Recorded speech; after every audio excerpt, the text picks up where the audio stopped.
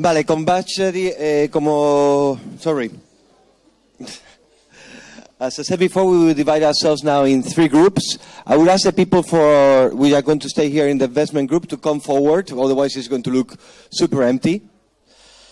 Then the other 2 groups of people will move upwards. Please, I will ask Mr. Joan Parra to take his group up to session number 2, the Barcelona Business Incubator program, which will take place in room number 5. And the contribution of the European Commission in promoting circular economy, which is Josep Vicent Pastor, the moderator, to take his group to room number 4. We will meet here in around a little bit less than an hour for lunch and conclusions, and everybody to have a bit of coffee and food. So see you all in an hour. See you. Bye bye. A ver, los de inversión. No, los speakers no. La gente que se queda, por favor, que se acerque, que no me quedéis detrás. If you remain in this room, please come forward. Don't be afraid. We don't bite. Bueno, yo no muy a menudo. Yeah. Please, use everything. Just come forward. Espera que se me junte la gente. Vale. ¿5 también? Sí, seremos 5. Andrea, you sit over here. Joan. Ciao, Andrea. Nice meeting you. Mira, Oscar, tú vas al final. Vas aquí. A mí me toca al medio. Y Joan, te toca ahí. Mientras me acerco. Come. No. You were fresh. Now you're going to be warm.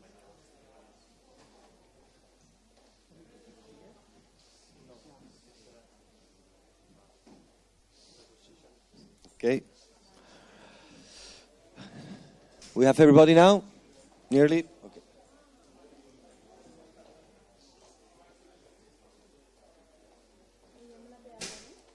Sí. Ay, mira.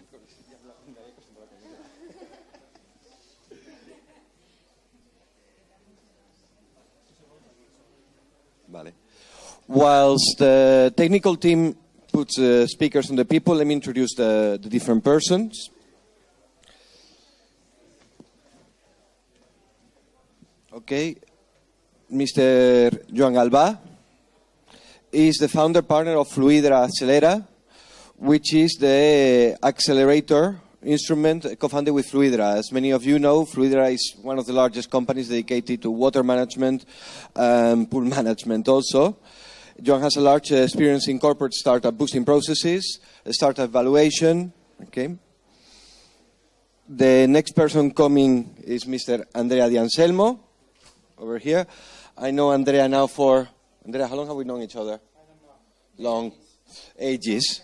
Okay, so we need to count in chunks of 5 at the very least.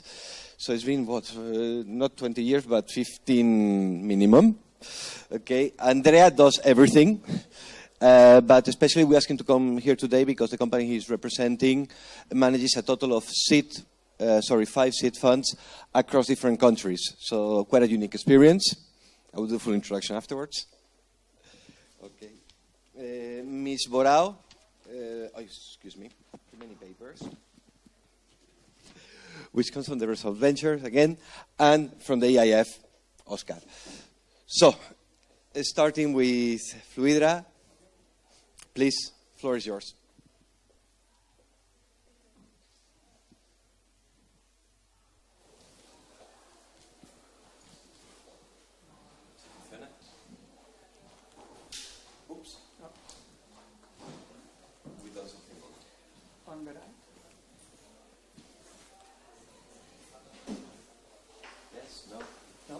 We need a little bit of help from the technical team, please. Thank you.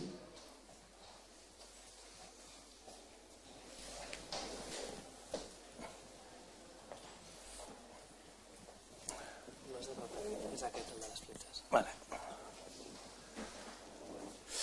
Okay. Well, Fluidra, it's a company listed a multinational listed in Spain, in stock exchange. We offer solutions for handling, treatment, and we are a leader in manufacturing and distribution of swimming pools, wellness, and water treatment. Now we are in 46 countries, and we have office in 155 office in 170 countries, and we are about 4,000 people. Well, it's our interest. It's in what's Fluidra Accelera. Fluidra is a tool for Fluidra Accelera. It's a tool for Fluidra in investing in innovation. Most of it it's disruptive innovation, and it's also it's a tool to present these projects to co-investors, and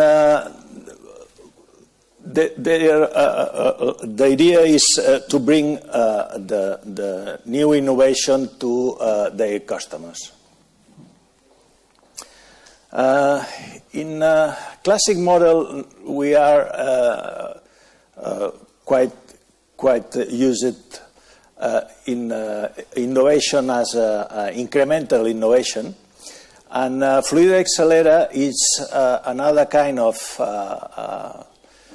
innovation, more external and more dedicated to disruptive innovations. What Fluidra apports to the products, to the projects? Normally, they bring a capacity of industrialization, marketing and sales, the knowledge of markets, management, internationalization, and all this in a short period of time, normally 4 months. In the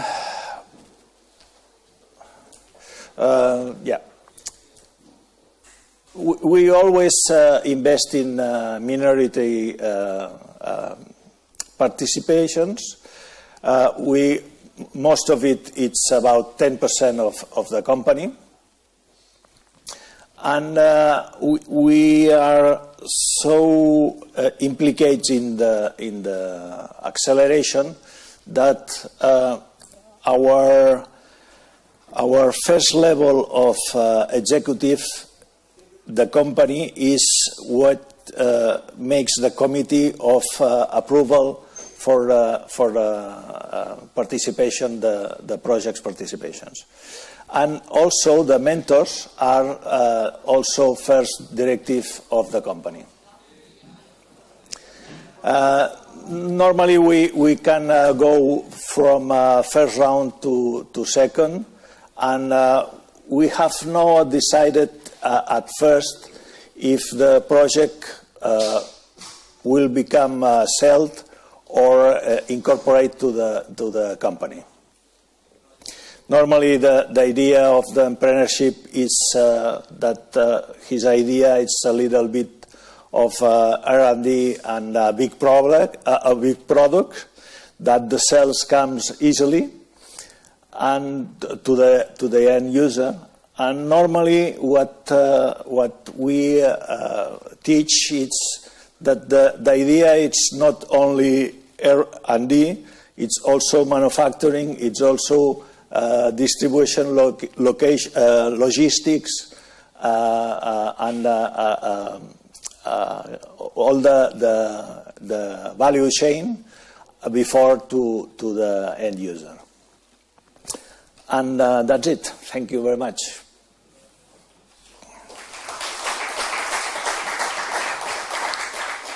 So I would like. Not working. I'll shout. This seems to be the common method. So, I would like to now give the word to Ms. Marta Borao. She's an investment manager. The word and the floor and the thingy-majiggy. In Repsol Energy Ventures, Ms. Borao is a chemical engineer with more of 10 years of experience in the job. Right now, she is working in international business development and venture capital investment management. So, Ms. Brown, the floor is yours. Okay. First of all, thanks to Kim for the invitation, and it's a pleasure to be here with all of you. I'm part of the corporate. Okay, it doesn't sound good, but can you hear me well? Now? Okay.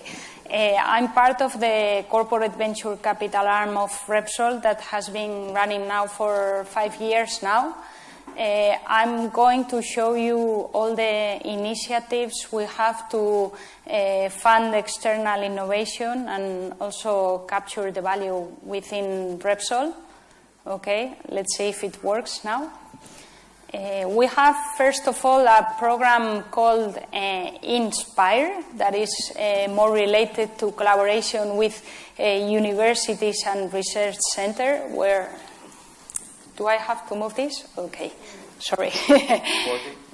Now it's working. Okay, so in the left-hand side you can see the INSPIRE program. It's a program where Repsol launched a global energy challenge to this research ecosystem within universities in Spain. Can you hear me well now? Okay, because it's... Otherwise... Okay. Same as before. Yeah, okay with that? Okay, with this INSPIRE program, as I said, what we do is we launch a global energy challenge to find these external disruptive ideas that can help the company to solve this challenge. These are really launched to Spanish universities and research centers. We are right now in the third call trying to select around 3 proposals that will be announced soon. And up to now, Repsol has been the only part in as a funding partner, but right now we are also looking for other industrial partners to collaborate with us in the funding. Apart from this, we have the Entrepreneurs Fund that belongs to the Repsol Foundation, that is a non-profit organization. Right now we are in the 5th call also to announce the selected companies quite soon. What we do offer in this incubator initiatives are non-refundable grants up to 12,000 euros per month, and during a period of incubator up to 2 years. Apart from this funding, we offer mentoring activities and a lot of support trying to accelerate the commercialization of the company. And then we have the corporate venture capital that belongs to the emerging business unit, and what we do is to take minority stakes in the company with 2 main objectives. That on the one hand is has to be financial return, so we look for high potential early stage companies, and what is even key for us is the strategic return. So we need, in some way, the implementation of these technologies within the companies. Okay. In terms of scope of investments, we need, of course, companies related to the energy sectors. It can be related to our core businesses, which is mainly the oil and gas value chain, and also other like energy solutions to the market. And we also keep an eye on future businesses for us. In terms of investment ticket, it would be an average of 1 to 3 million euros, okay, per round. And our strategy is also to keep investing in follow-ons, and we are more than welcome to co-investments. Sorry, it's me. Our portfolio is still quite small. We just have 6 companies within our portfolio. Okay, I would explain just as a whole. 2 of them are related to electric mobility. One is related to offshore wind. We have another company related to graphene manufacturer. And we have other 2 more related to oil and gas. One in the geophysics sector and the other in the industrial process monitoring. Okay, just to highlight the relevant partnership we have with SEDETI, like a co-investment, private-public co-investment initiative. Okay, and let's see. I don't see very properly, so I'm not able to see the screen. I hope I don't skip anything important, okay? In terms of volume, we receive like a deal flow of more than 100 opportunities per year, and we invest just in 2 or 3. So really the filter is very important. The implementation driver is key in order to choose the proper ones, okay? And just 2 other issues. Our value proposition to startups, why to choose Repsol as an investor, is from the one hand the financial capabilities and also the other resources that we can offer. We want to are able to do a potential commercial agreement. We have wide access to the market with our networking capabilities, and also we have R&D resources and experience in scaling the process, so we can help the company with the deployment. In terms of investor, what we do look for in the startups is the strategic return.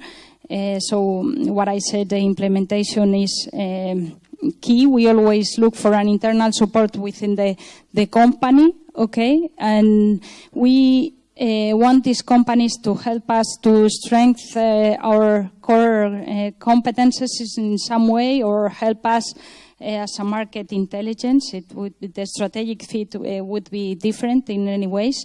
And we, for the evaluation, what is key for us is the team, the business unit, the business model, the market opportunities, and the competitive advantages that the companies are able to generate in a sustainable way.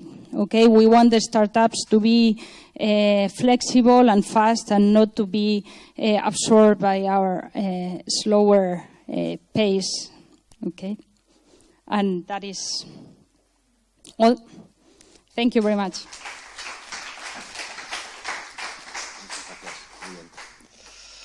Okay, so our next speaker is Mr. Andrea Di Anselmo. As I mentioned before, he's the Vice President of Mentor Group, SRL, and also one of his founding members. I know Andrea for 15 years. Oh, no, I have more things to say about you. Don't get ready. He has more than 25 years of experience in innovation support. That's not to mean that he's very old, just that he's very wise. And additionally, he's been working with a lot of what would be intermediate organizations such as Business Angel Networks, SME associations. He's in the board of all directors of Sonic and Meta Ventures.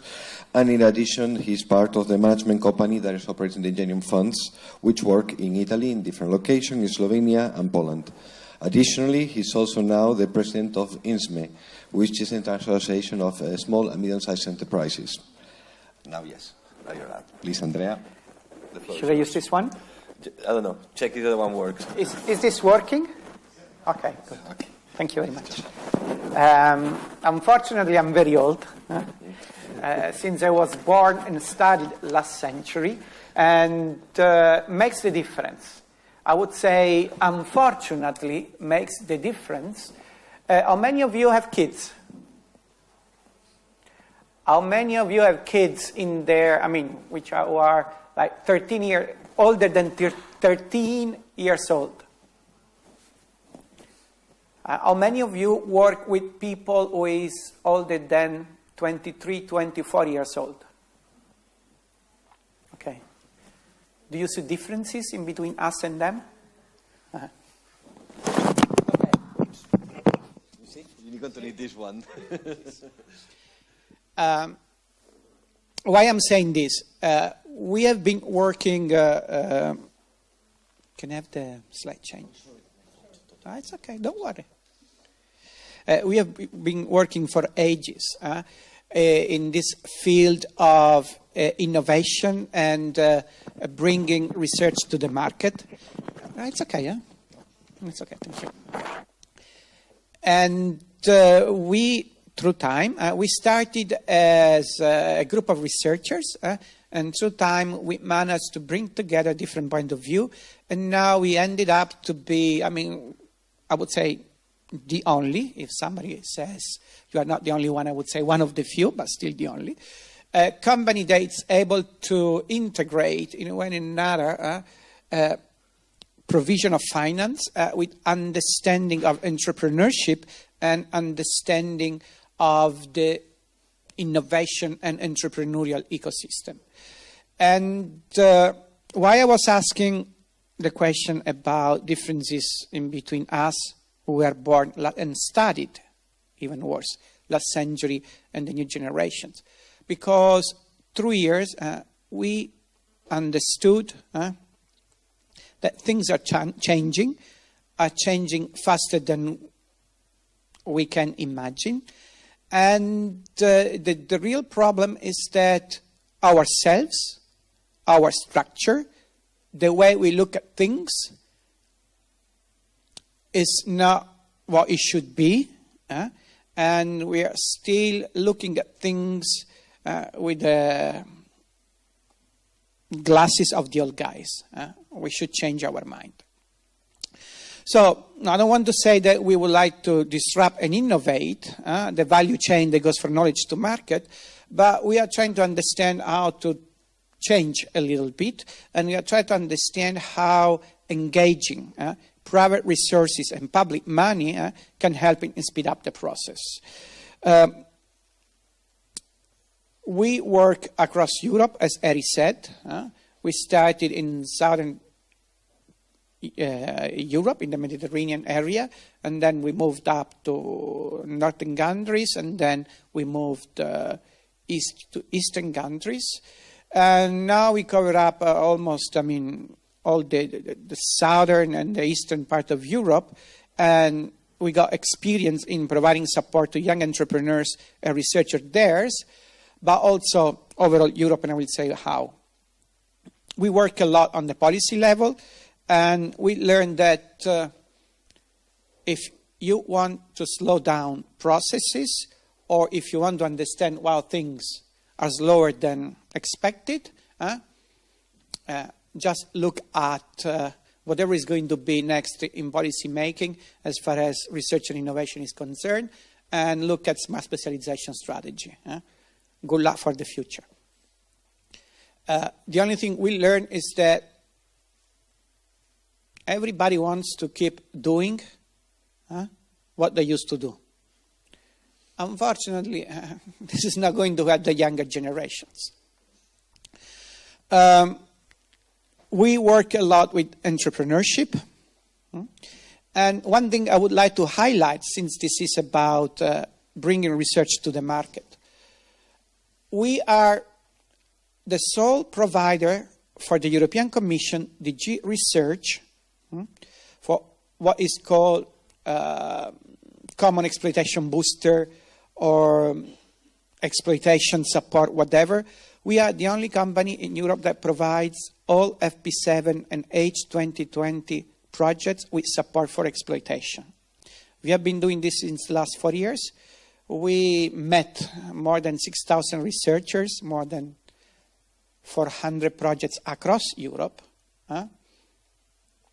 And you will be surprised how much we are far away from understanding what a problem is, and in understanding the difference in between customers and users. And I will tell you, and I guess that you understand also, how can you bring a research result to the market if you start from the solution and not from the problem? And if you don't understand the difference in between the user and the customer, the one who is going to give you the money, again, good luck, Europe. And back in the late 90s, early 2000s, we started to deal with the issue of finance. And we started to deal on how to invest in startups and in understanding what are the best ways to handle the risk, to bring something from very early stages to later stages. And what we learned is that this is a field where, differently from other situations, the container matters more than the content. Where the content is the knowledge, but the container is us. And I would like to say the entrepreneur. The person, female, male, doesn't make any difference, even if I have to say women are better than men. The ones who dare to take the risk and turn something into action. And the ones that do this getting together into a team. This is more important than all the rest. So we, through the years, managed to win competitions to run funds in Italy, in Slovenia, in Poland. Now we have almost 100 million euro under management. And what is even more interesting is that knowing the policy level, knowing the people, the entrepreneurial dimension, and knowing the business of investing in startups, we have been able to set up a sort of value chain of different tools and different way to provide not just money, but smart money and knowledge through the initial stages of the life of a company. So we are one of the few private companies managing a proof of concept fund. Proof of concept is what everybody needs and nobody gets. We work a lot with angels, business angels. All our funds are co-investment funds. We co-invest together with angels. We never invest alone. Again, because container sometimes matters more than content. And then, we were also able to streamline some co-funded funds where we bring together private and public resources and invest in more mature companies. It took us 20 years to build up the system, sometimes to get international level, and we are still now trying to understand what is going to be next, having in mind that the next couple of years, in terms of how the ecosystem will be organized and how finance will work, will be very, very different from what we are used so far. Thank you very much.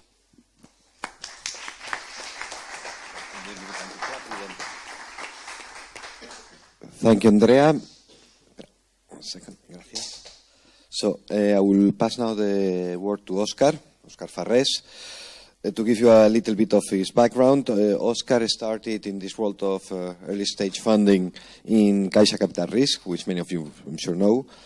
Also passed through Debaek Venture Capital and has also founded his own project, the Kineto project. Nowadays, Oscar has left Catalonia. He's now living in Luxembourg. Wonderful place. I used to pass by there very often. Just pass. It's small. You can actually stay. You just pass. And he works for the European Investment Fund, which, as you know, is one of the largest funding providers, not only for companies directly, but to other funds. Inside the European Investment Fund, Oscar is working mostly on the technology and innovation department. Oscar, the floor is yours. Thank you, and thank you, Kim, in general, for inviting the European Investment Fund. The message I would like to convey during this short presentation is basically how the European Investment Fund is contributing to facilitate access to finance to innovative SMEs in Europe in general. We do not, just a disclaimer from the start, we do not invest directly into SMEs. What we do is we provide with money to financial intermediaries that will do the final investment on our behalf. These financial intermediaries are typically venture capital funds, like the ones we have around the panel, but also commercial banks for the loans and, in general, debt products. So without delay, I don't know how many of you know what the IF is. It's not a very sort of popular institution in the sense that we are really doing our marketing efforts towards fund managers and commercial banks, so the entrepreneurs might not know about us. But we are a public-private partnership, and you will see what is our shareholding, with the objective, as I said before, of facilitating access to finance to innovative SMEs across Europe. And we do that, again, by selecting financial intermediaries that will deploy the money to the SMEs, which I hope we have a few examples here in the audience. And we do that in European Union countries and also accession countries. As I told you, public-private partnership, our main shareholder is the European Investment Bank. You might have heard about the European Investment Bank more frequently in the news. They take care of the large infrastructure projects. We take care of financing SMEs. Also, the European Commission is a shareholder in the EIF, and it's growing and increasing its stake as a shareholder. But we also have a large number of national banks and regional banks in our shareholding. I think it's important to share with you that we have a AAA rating, AAA financial rating. This is very important, and it also conditions a bit our movements. We have I would say, a dual objective. On one hand, a policy objective of contributing to the development of the European startup ecosystem. On the other hand, we have a financial objective, so we have to be self-sustainable. That translates in a very simple fact, is that when we select a financial intermediary, when we select a venture capital fund or a commercial bank to deploy the money, we look very careful at the track record and the past investments of that intermediary, and we try to make sure that this intermediary will be able to return the money that we give them. We try to be, and we are in fact self-sustainable, which is, I think it's a good thing for a public institution. We are the main provider of SME financing in Europe. You can see the figures there. I cannot read the figures, but I will tell you by heart. In 2014, I think we deployed around 3 billion euros across equity and debt programs. In 2015, because of the Juncker plan, which started in July last year, we deployed around 7 billion euros, again, across equity and debt products. And we are in line to deploy the same amount of capital this year. As you can see in the number of SMEs supported, really we have supported a large number of SMEs since 1994 when the IF started its activity. This is just to illustrate the different kind of intermediaries whom we work. In the particular case of Spain, for instance, I can tell you we work with a large number of local venture capital funds, and just to name a few that you may know, we are investors in Caviedes, we are investors in Bullnet, we are investors in Seaya, High Growth, Nauta, Active Venture Partners, Crossroad Biotech, Adara Ventures, etc. We have a quite healthy deal flow of Spanish venture capital funds in which we will invest. And in terms of commercial banks, we work with the big ones, with BBVA, with Santander, with Microbank for providing micro lending to SMEs. So we tend to work with the vast majority of players in the market. Where does the money come from? Where does this 3 billion in 2014 or 7 billion in 2015 come from? From several sources, mainly from the European Commission. And again, in the last year and a half, most of it came from the Juncker Plan. The Juncker Plan is a 23 billion euro program to deploy across Europe, from which the European Investment Bank will manage 18, or is managing 18 billion, and the EIF is managing 5 billion. So that's a big chunk of our investment pot. But also we have agreements with national governments in the Netherlands, in Germany, in the UK, to create specific programs to develop the venture capital ecosystem in those countries. I don't know if this is not working. Let me try. Yeah. Oh, okay. Now it worked. Okay. Thank you. So, yeah. Okay. Okay. So next time I'll target down. So here you can see we cover all the stage of financing for innovative SMEs from the very early stage, and we have specific programs for technology transfer and co-investment with business angels. I'll tell you a bit more later. Then we also support early-stage venture capital funds, and then growth or late-stage venture capital funds, as well as what we call low mid-market private equity. So when your company is already like in the 10, 20, 50 million euros revenue run rate, you would not go typically to a venture capital fund. You will look into more private equity funds. We also support them, and we convey money to the market through these intermediaries. So typically, I don't know at what stage of financing are your startups or your companies right now, but probably there is a EIF-backed intermediary which can provide you capital for your company. Specifically, and if we look at the current programs that we have from the European Commission, there are two types of programs that I would like to comment on. One is Innofin and the other one is COSME. So we have very specific mandates to support, on one hand, early stage, seed and startup stage companies, and this is the Innofin mandate. You might have heard about it, and you might want to look into the details of this program in the European Commission website. We manage a certain part of Innofin which goes to venture capital funds, but there are other programs and products related to the Innofin mandate. And then we are also managing the COSME mandate, which is targeting late stage and growth companies. And again, we are managing the part which goes to venture capital funds. So if a venture capital fund wants to invest in growth companies, we would probably invest from the COSME mandate. But there are other products from the European Commission related to the COSME mandate that you might access more directly. We are involved, as I said, in all these stages of the equity life cycle of a startup. This is probably this presentation, we can share it with you afterwards, but here you will have more details of all the different stages and what startups need to achieve in every stage to get access to this finance. And this is how we work, and I would like to take the opportunity here to talk about the eligibility criteria. So we act as a fund of funds. We invest in venture capital funds.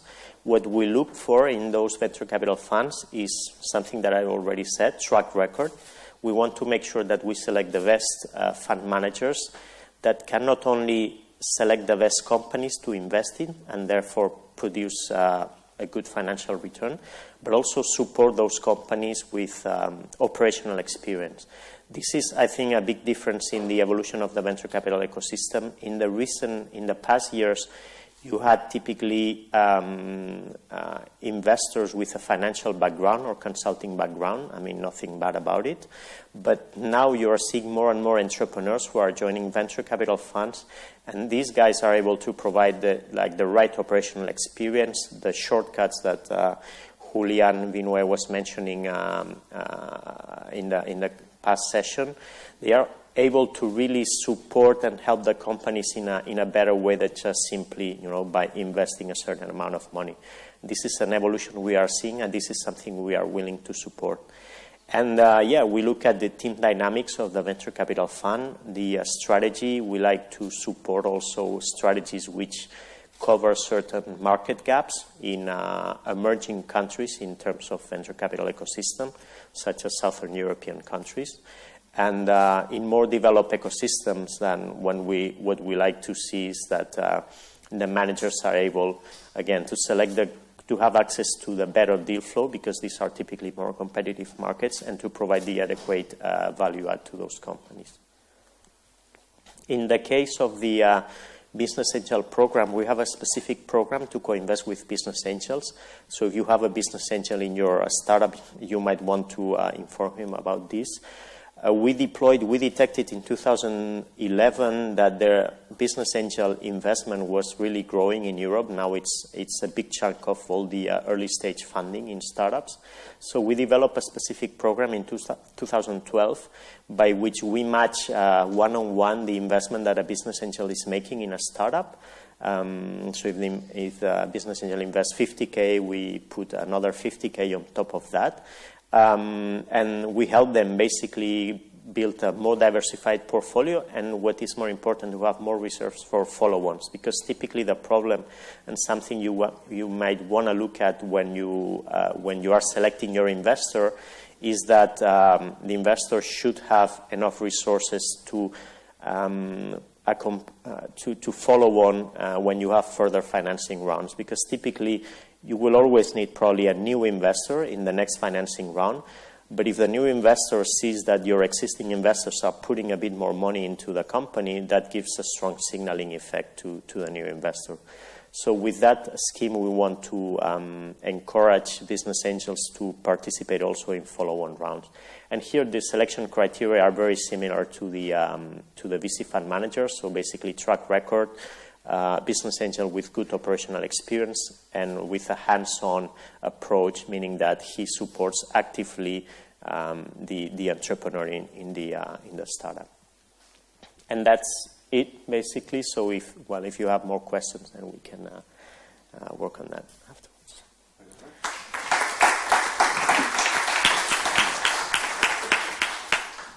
Okay, for those of you that don't know, it's now 13:45 and 50 seconds, which means we have around 10 minutes. Which also means I'm going to jump all the questions I had prepared and just provide the same one for everybody.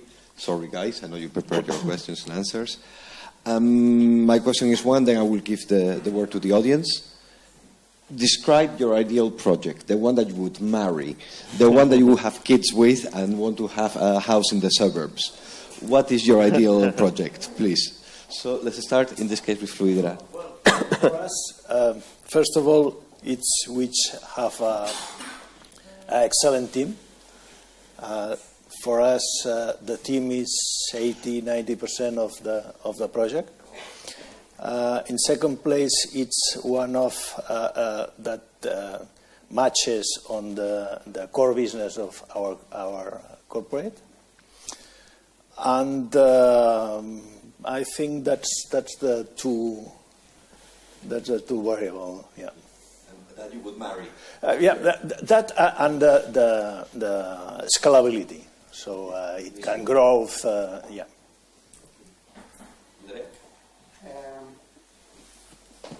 It's okay. I wouldn't repeat the issue of the team because it's the core aspect. We like to have something which is more a business than a project, and I would like to have something that we don't understand. Because we invest in early stages, meaning that the risk is very high, and the return should be extremely high too. If we invest in something that we understand, this means that it's already around. Chances to win, very low. So for us, what matters is the right people that understand the difference, as I said, between users and customers. They understand the importance of the early adopters, and that has something that we struggle to understand.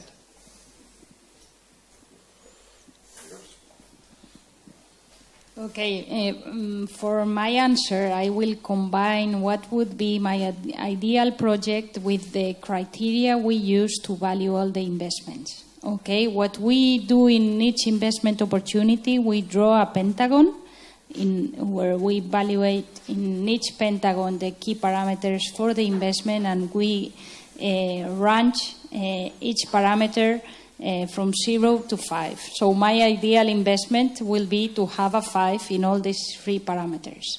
First of all, regarding the team, it's already said, but just to highlight that is a very important issue. We like a multidisciplinary team with a clear strategic mindset. Okay. Regarding the business plan, it's very important to understand, first of all, the market opportunity, the size of the market that we're trying to handle, and how the company itself is going to access the market. So we need to we require a business plan, normally within 5-10 years term, and we have to understand the strategic plan of the company. Another issue to point out is the time to market. For us, it's very important to have more or less an ideal would be 1 to 3 years of time to market. We do not want to invest things that are being commercial in a very long-term approach. So very, very early stage, we prefer not on that. The strategic fit is the other parameter. So it has to be related in some way. Repsol needs to gain a strategic value and capture this on the investment. We look for implementation. And another parameter that we evaluate is the transaction itself with the other shareholders that will be with us. Okay, so maybe several shareholders on the company, also with financial capabilities. That will be an idea. Okay, and for these 3 parameters, the team and the business plan are the main issues for us. Yeah. So a lot has been said already, but just to add, I would say that in Europe in general, what I'm missing and what I love to see in entrepreneurs is ambition, but global ambition, real ambition. Maybe, I mean, I was in Silicon Valley a couple of weeks ago, and maybe I'm still influenced by that, but there, if your startup is not going to change the world, I mean, don't even, go and see investors. And that might be a bit of overselling, and we don't probably need to be oversellers as the Americans are, and it's part of our culture. But still, we need to be ambitious. Do not look only into your national market, Spain. I mean, Europe is really big. We have the right skills and attitude to go and conquer other markets, and you can see it every day in the news. If you look at the current startup ecosystem in Spain, we are really, in some cases, conquering the world. And another thing which really makes me write the check in a sense, or at least when I was doing direct investments, is when an entrepreneur, presents you the project and you say, wow, this is really good. And then the entrepreneur pauses and says, okay, yeah, but this is just the beginning. Look at what's in store, after this is just the first stage, then we are going to do this. And then you say, wow, again. And then it's, okay, I want to write a check. Please, can I invest in your company? So try to think beyond, like the more short-term or mid-term product or service, and just keep it, for the last part of the pitch in front of an investor. Sorry, I would like to add one more thing. It's very important to keep an eye on all the competition landscape. Okay, when we choose an idea and a startup, we always see at their competitors, and you have to show the investors why to choose you and not the other. Why are you better than the others? That is really very important. Now. It's 13:53, 14 seconds, which means you have the chance here, incredible, to actually ask one question and actually be on time. Does anybody want to ask one question, or I go ahead? Hands, you have 3, 2, oh, yeah, it's all too close, huh? There you go.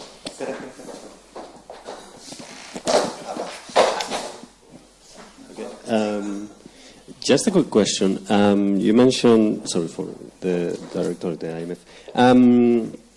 You mentioned that you co-invest with business angels. What is the process for that co-investment? Is that happening at any stage during the process? Is that happening in seed funds? Is that once the business angel has already invested and the product is already being launched? Can it be in any moment? Yeah, Thank you. Good question. Thank you. So actually, the way it goes is the following. Basically, we get the request from the business angel. The business angel typically has already certain track record and so on. And it's not linked to a specific investment, in the sense that the process takes some time. I mean, we are a public institution, European Union. I mean, we have our internal processes, and it takes time to analyze track record, etc. And then once we set up the co-investment agreement, in which basically it's a small legal document in which we say, okay, now we have an agreement with business angel X. For the next 10 years, we will co-invest up to 5 million euros, for instance, in early stage companies. And from the moment we sign the agreement, we want to co-invest in all the investment that the business angel does. This is basically to avoid cherry picking, to avoid that the business angel shares the more risky investments with us, and then does the more straightforward investments on its own, his or her own. So then, when we sign the document, time starts, and basically we co-invest in everything. And the process then it's very, I would say, lean, in a sense that the business angel sent us a request, like, next week I want to invest in this company, I want to invest 100K, and then we receive that. We don't take any position on the investment decision. That is completely up to the angel. So we basically, if we receive all the formal documents, we send the bank wire in a week to the business angel account. And then after the investment, we get all the formal, notarized documents from the angel and so on. But you need to, in a sense, plan in advance, and when the agreement is signed, it's pretty lean. Yeah. Andrea, you wanted to say something? Yeah, because we also co-invest with business angels, but of course we have a different approach. We are not a fund of funds. We are fund managers. So when we co-invest with angels, we do on a business by business base, meaning that either we spot something which is interesting and we get in touch with business angel clubs and we say, guys, would you like to have a look? Or they spot an interesting opportunity and they come to us and say, guys, would you like to co-invest with us? And of course, each of us has its own evaluation, whatever process, and if we both agree, then we, let's say, co-invest into the company at the same conditions. So it's a different approach, given the fact that we operate on a different ground and on a different, let's say, governance level. We have 3 minutes. Any more questions? Yes? No? Maybe I'm going to do the same thing to come backwards. 3, 2, 1. No? Fantastic. So I would like to thank Joan, Andrea, Marta, and Oscar for their time. We will be joining here again from the other groups in exactly 2 minutes and 20 seconds. So you have the time to go to the bathroom, wash up a little bit, and come running again. At 2:30 we eat. So come on, let's be fast. See you all soon. Bye-bye.